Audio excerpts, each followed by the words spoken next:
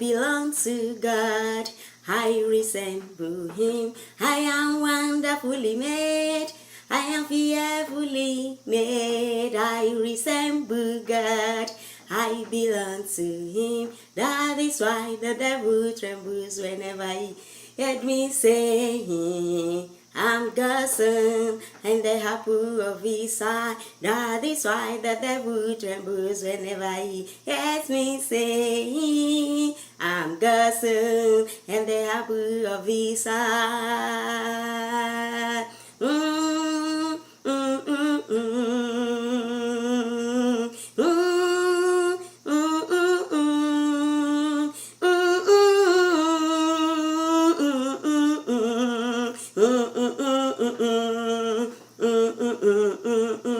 I am wonderfully made, I'm fearfully made. I resemble God, I belong to him. I am wonderfully made, I am fearfully made. I belong to God, I resemble him. That is why the devil trembles whenever he heard me say, I'm God's son and the apple of his eye. That is why the devil trembles whenever he hears me say, I'm God's son and the apple of his eye.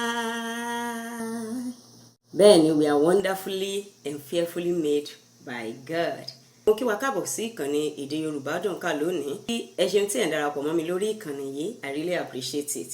Lágbára Ọlọ́run à ń tẹ̀síwájú lónìí lórí ẹ̀kọ́ tí à ń kọ́ bọ̀ tí ṣe know your temperament, mímọ̀ ìwà inú rẹ̀. A ti sọ̀rọ̀ nípa ọlọ́yàyà tí ṣe sanguine, a ti sọ̀rọ̀ nípa choleric tí ṣe akọni, a sì ti sọ̀rọ̀ lórí melancholy tí ṣe oníròònú. Lónìí a ó máa tẹ̀síwájú lórí ẹ̀kẹrin tí ṣe phlegmatic, elétò. Àwọn wo ni elétò? Ẹ farabalẹ̀ kí ẹ máa bá mi ká lọ. Ohun àkọ́kọ́ tí a ó gbé yẹ̀wò nípa elétò tí ṣe phlegmatic òun ni wípé he or she is dependable, ọ̀rẹ́ tó ṣe gbọ́kànlé ni, and faithful. Kì í dalẹ̀ ọ̀rẹ́, ṣùgbọ́n tí ènìyàn bá fi lè dalẹ̀ rẹ̀ ó máa ń ṣòro púpọ̀ fún un láti padà sínú ìbáṣepọ̀ bẹ́ẹ̀. Ohun mìíràn ni wípé he or she is real and practical. Ó jẹ́ ẹni tó ṣe wípé kì í fi igbá kan bọ ọ̀kan nínú, kì í pe ajá lọ́bọ fún ènìyàn. Bí nǹkan bá ṣe rí òun ló máa ń sọ. Ohun mìíràn ni wípé he or she has a good sense of humor. Apanilẹ́rìn lelétò náà o, òun náà lè dẹ́rìn pòṣónú.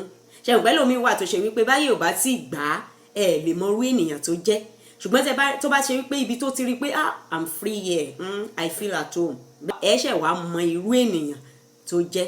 Àwọn nǹkan mìíràn ti farapamọ́ tí wípé bóyá nítorí environment tí ẹnìyẹn ti wá kò jẹ́ kí irú nǹkan bẹ́ẹ̀ ó jẹyọ. Ìwà inú wa nígbà mìíràn ó dàbí irúgbìn tí a gbìn ni.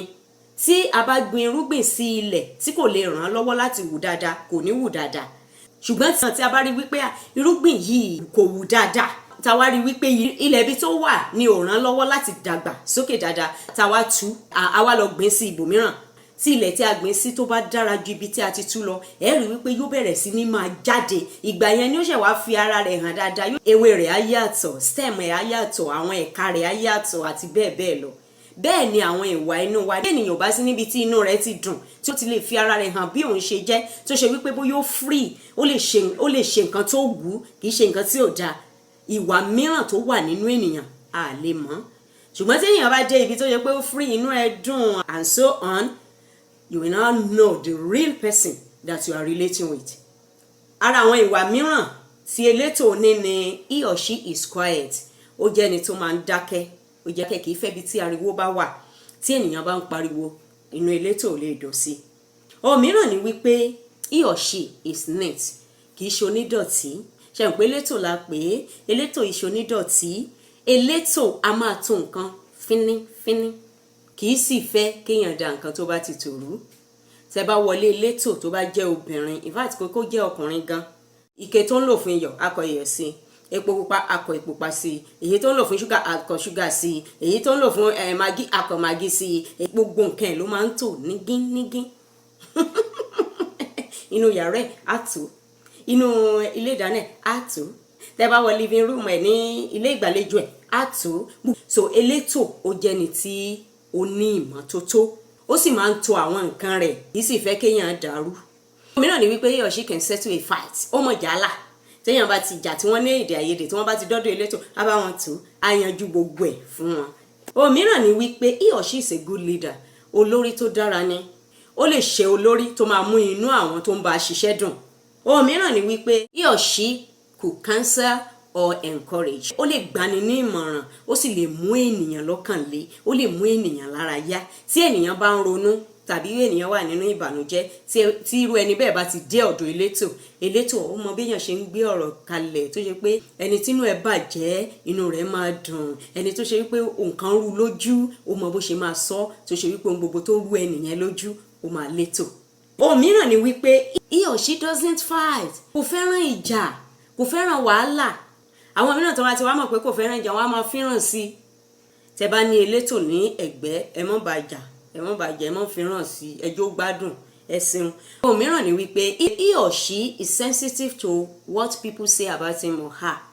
Now, àìlera elétò, ara àwọn àìlera elétò ni wípé he or she is slow and lazy. Ọ̀lẹ ni. Ọ̀lẹ. Ó sì máa ń fà bí ọ̀kùn. Tẹ́ bá ní kí elétò lọ fọ abọ́ tó yẹ kó fi ìṣẹ́jú 3 fọ̀, ó lè fi ìṣẹ́jú 10 fọ̀. Bóyá nítorí wípé ṣe mọ̀ pé létò ni yóò máa wo nǹkan fínífíní, bóyá nítorí ẹ̀ ó ń fọ̀ kó lè mọ́ dáadáa. Òmíràn ni wípé he or she teases others. He or she makes fun of others. Ó jẹ́ni tó máa ń fìyàn ṣe yẹ̀yẹ́. Ó lè ríyàn kó ní ó rí mú rẹ̀ bó ṣe gùn bí aago tìró. Kó máa fìyàn ṣe yẹ̀yẹ́, ó wà lọ́wọ́ elétò. Òmíràn ni wípé he or she is stubborn. Alágídí ni, kì í gbọ́rọ̀. Òmíràn ni wípé he or she delays his or her decision and not ambitious. Ó máa ń pẹ́ kó tó forí nǹkan tì síbì kan. Òmíràn ni wípé he or she is a miser. Ahun ni, ó háwọ́, kì í lè fúnyàn ní nǹkan. Ahun ni. Òmíràn ni wípé he or she is fearful. Ó máa ń bẹ̀rù gan, kò láyà. Ó dàbí pé ara nǹkan tí ò fi fẹ́ jà nìyẹn, torí pé ó máa ń bẹ̀rù pé tí mo bá yẹn jà tó bá nà mí ojú á tì mí o. ìfẹ́ wàhálà. Wọ́n bá gbá lẹ́nu yóò fọwọ́ ra, ó máa kúrò ńbẹ̀ kàkà kó gbá tiẹ̀ padà. Òmíràn ni wípé he or she hates changes. Kò fẹ́ ìyípadà. Bí nǹkan bá ṣe wà tí wọ́n ti ń ṣe bọ̀ láti ọdún 10 sẹ́yìn, bẹ́ẹ̀ ló ṣe fẹ́ kó máa lọ. Ẹwọ ẹja fílẹ̀ bẹ́ẹ̀ o, ó dà bẹ́ẹ̀, ẹ má jà yí padà.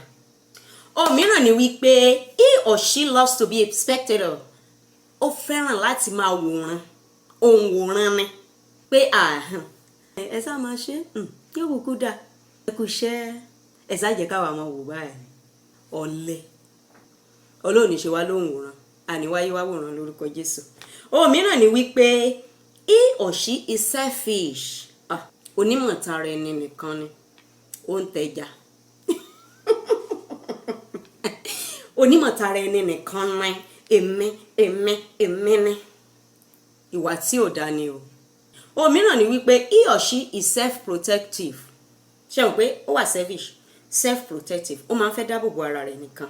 Irú ẹni bẹ́ẹ̀ tí oúnjẹ bá wà nílé, tó yẹ pé èèyàn 4 ló yẹ kó jẹ oúnjẹ yẹn, tó sì dé ibi tí oúnjẹ wà, torí wípé oúnjẹ yìí ò ju tẹnìkan lọ, ó lè mú gbogbo ẹ̀ kó jẹ láì ronú àwọn tí wọ́n jọ wà nínú ilé. Táwọn tó kù bá wá débẹ̀ tí wọ́n ní pé kí ló dé, oúnjẹ tí mo bá ń bẹ̀ pọ̀ kò ju yìí tẹ́nìkan lè jẹ lọ, èmi sì ti jẹ, kí wá làwa tó kù fẹ́ jẹ, ẹ̀yin náà wà ń tẹ́ fẹ́ jẹ ni.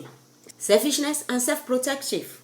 Tẹ́ bá sì kíyèsí àwọn tó láhun dáadáa, ẹni tó láhun ó máa ń lójú kòkòrò, ó sì máa ń ní ọ̀kánjúwà. Tá bá rí àwọn irú ìwà báyìí nínú ayé wa, ẹ jẹ́ ká gbàdúrà nípa rẹ̀. Òmíràn ni wípé he or she is not easily motivated. Ìdí ẹ̀ nìyẹn tó fi jẹ́ òǹwòran. Torí pé tí ìbá ṣe òǹwòran ni nígbà tó ráwọn èèyàn tí wọ́n ń ṣiṣẹ́ kàkà kó máa wòran kó ṣe bí yóò sì darapọ̀ mọ́ wọn kánjọ máa ṣe. Ṣùgbọ́n nítorí wípé ọ̀lẹ ni ó sì jẹ́ òǹwòran.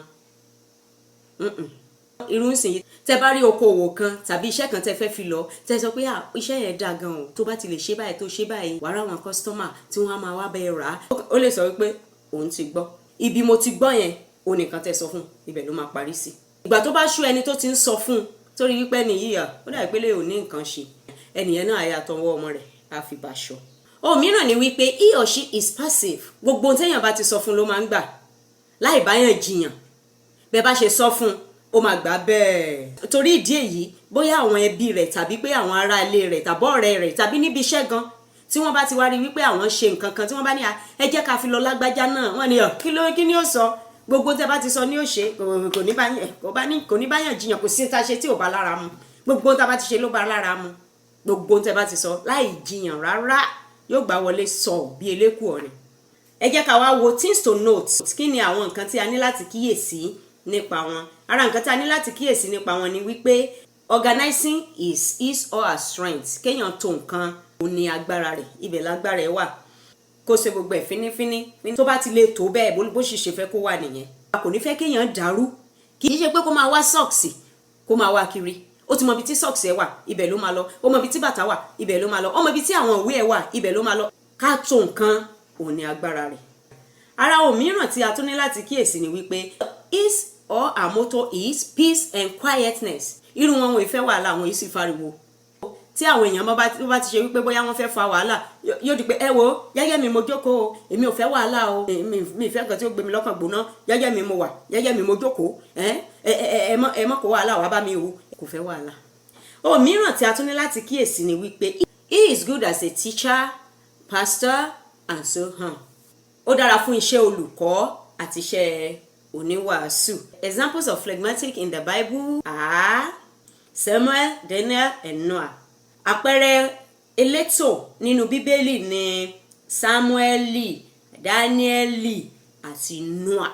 àwọn mìíràn tún wà o tí wọ́n jẹ́ elétò nínú bíbélì ṣùgbọ́n ara àpẹẹrẹ wọn òun ni wọ̀nyí. gbogbo àwọn ìwà inú wọ̀nyí ẹlòmíràn wà tó ṣe wípé mẹ́rẹ̀ẹ̀rin òun ló farahàn nínú ayé rẹ̀ ṣùgbọ́n èyí tó bá pọ̀ jù òun gangan ni ìwọ. o ò lè jẹ́ mẹ́rẹ̀ẹ̀rin tán yányán èyí tó bá ti pọ̀ jù òun ni ìwọ jẹ́. ẹlòmíràn wà ó mú díẹ̀ ní ara elétò ó mú díẹ̀ lára akọni ó mú díẹ̀ lára ọlọ́yàyà ó sì mú díẹ̀ lára oníròònú. ṣùgbọ́n tí ẹ bá wò ó dáadáa tẹ wò ó fínífíní ẹ rí wípé ìkan pọ̀ ju àwọn tó kù lọ èyí tó pọ̀ jù yẹn gangan ni ìwọ jẹ́. kò sì sí èyí tó dára ju ara wọn lọ gẹ́gẹ́ bí mo ṣe ń sọ. ṣùgbọ́n tí a bá wá rí wípé àwọn àìlera kọ̀ọ̀kan wà irú àwọn weaknesses yẹn tá a bá kíyèsí nínú ayé wa kò lè ràn wá lọ́wọ́ láti ní ìbágbépọ̀ tó dára pẹ̀lú ènìyàn bẹ́ẹ̀ ni kò lè ràn wá lọ́wọ́ láti ní ìbágbépọ̀ tó dára pẹ̀lú Ọlọ́run. Bíbélì wípé tí ènìyàn bá wà nínú Kristi ó ní ó di ẹ̀dá titun ó ní ohun àtijọ́ ti kọjá lọ ó ní kíyèsí ohun gbogbo di titun. tí a bá rí wípé àwọn ìwà ìlera wọ̀nyí pé ó wà nínú ayé wa tí a sì pera wa ní ọmọ Ọlọ́run ẹ jẹ́ kí a lọ síwájú Ọlọ́run kí a lọ gbàdúrà nípa rẹ̀. God can recreate us, that is it. Ọlọ́run dára nínú iṣẹ́ rẹ̀ Ọlọ́run sì ṣe ayé lẹ́wà pẹ̀lú oríṣiríṣi àwọn ìwà wọ̀nyí ni. gbogbo ènìyàn tí Ọlọ́run dá ò lè jẹ́ ọlọ́yàyà gbogbo wa ò lè jẹ́ onírònú gbogbo wa ò lè jẹ́ akọni bẹ́ẹ̀ ni gbogbo wa ò lè jẹ́ elétò. tí gbogbo wa bá jẹ́ one temperament tí gbogbo ènìyàn tó ṣe wípé ìwà inú ẹyọ kan ò ní gbogbo wa ní ayé yìí ò tiẹ̀ ní kò ní wúyàn kò ní wúyàn rárá. iṣẹ́ tí Ọlọ́run ṣe nínú ayé ẹnì kọ̀ọ̀kan wa Ọlọ́run ò ṣe àṣìṣe Ọlọ́run dá wa uniquely and wonderfully and God will help us in Jesus' name. And I would like you to appreciate God the way He has made you. You are unique and there is no two you. Thank you so much for listening. Ọlọ́run á ràn wá lọ́wọ́ lórúkọ Jésù. A ti parí nípa mímọ̀ ìwà inú rẹ̀. Mo rọ̀ wá wípé kí a lọ ẹ jẹ́ kí a subscribe. Let's subscribe to my channel Èdè Yorùbá Dùnkàs channel. Ibẹ̀ la ó ti rí àwọn tó kù. A ó rí ọlọ́yàyà oníròònú akọni àti phlegmatic tí àwọn òye níbẹ̀. Mo sì fi dá wa lójú wípé tí ẹ bá farabalẹ̀ tí ẹ wò ó dáadáa ẹ máa gbádùn ẹ̀ bóyìnbó ti ń gbádùn kọfí. Ibi ni a ó fi àdàgbà ètò yìí tòní rọ̀ sí. Ó tún di ọjọ́ mìíràn tí a ó tún máa pàdé. Ó dàbọ̀.